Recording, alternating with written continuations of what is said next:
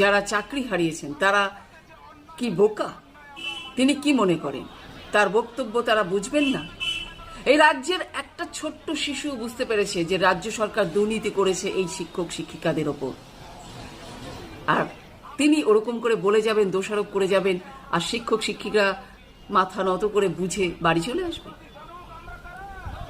না, সেটা যে শিক্ষকরা বুঝেছে এবং মাননীয়া যে ওখানে ভাওতাবাজির একটা বক্তব্য রেখে চলে গেছেন নিজেদের বাঁচাবার জন্যে, সে বিষয়টা সম্পূর্ণ স্পষ্ট।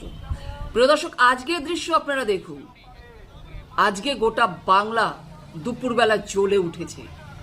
প্রত্যেকটি জেলার ডিআই অফিস ঘেরাও করেছে এই শিক্ষক শিক্ষিকারা যারা চাকরি হারিয়েছেন।